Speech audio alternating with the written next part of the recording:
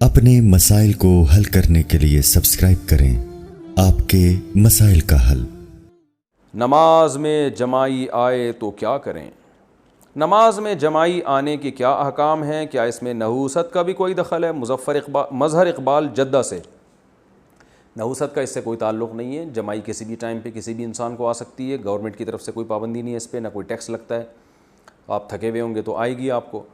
تو جب جماعی آئے تو نماز میں جماعی کو روکنے کی کوشش کی جائے، اور اگر بالفرض بہت ہی پریشر بڑھ جاتا ہے اور آپ سے جماعی رک نہیں رہی ہے نماز کی حالت میں، تو پھر علماء نے بیان کیا ہے کہ اگر آپ قیام کی حالت میں ہیں تو پھر سیدھے ہاتھ اوپر رکھیں، کیونکہ سیدھا ہاتھ آپ کے لیے آپ کے بائیں ہاتھ کے اوپر ہوتا ہے، یہ اس میں حرکت کم ہے۔ اور اگر قیام کے علاوہ کسی حالت میں ہے تو پھر بایاں ہاتھ اپنے منہ پہ رکھیں اور اس کو منہ کو بند کریں، ایسا نہ ہو کہ وہ بالکل اس طرح نماز میں منہ کھول کے کھڑے ہوں، یہ نماز کی ادب کے بالکل خلاف ہے۔ کئی دفعہ حرکت سے نماز ٹوٹ جائے گی، نماز میں کتنی دفعہ بلا عذر حرکت کرنے سے نماز ٹوٹ جاتی ہے؟ جیسے بالوں کو ہاتھ لگانا، کپڑوں کو سیدھا کرنا یا خارش کرنا وغیرہ وغیرہ۔ عامر محمد یوسف، پنجگور، بلوچستان سے۔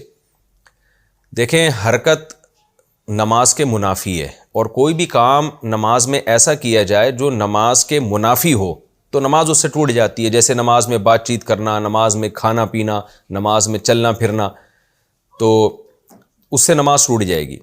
تو اس پر تو پوری امت کا اجماع ہے، لیکن اس کے لیے تو دلیل کی حاجت نہیں ہے، کیونکہ یہ اجماع امت سے ثابت ہے کہ نماز میں نماز کے اگینسٹ کوئی کام کرنے سے، نماز کے منافی کوئی کام کرنے سے نماز ٹوٹ جاتی ہے۔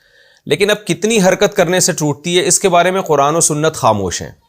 تو جہاں قرآن و سنت خاموش ہوتا ہے، ظاہر ہے اتنی ایک دفعہ کیوں کرنے سے تو نہیں ہوگا نا کہ نماز فوراً ٹوٹ جائے، یہ تو اس میں تو انسان معذور ہے، اتنے تو مجبوراً حرکت کرنی پڑتی ہے۔ تو اب اس میں کوئی قرآن و سنت میں کوئی واضح دلیل نہیں ہے کہ کتنی حرکت کرنے سے نماز ٹوٹے گی۔ تو جب واضح دلیل نہیں ہوتی تو حضرات فقہائے کرام پھر اجتہاد کرتے ہیں۔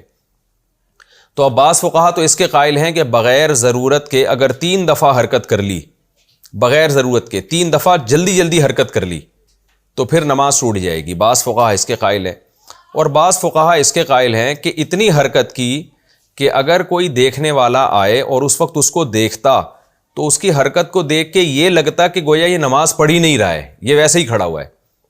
تو اتنی زیادہ جب حرکت ہوگی تو نماز ٹوٹ جائے گی۔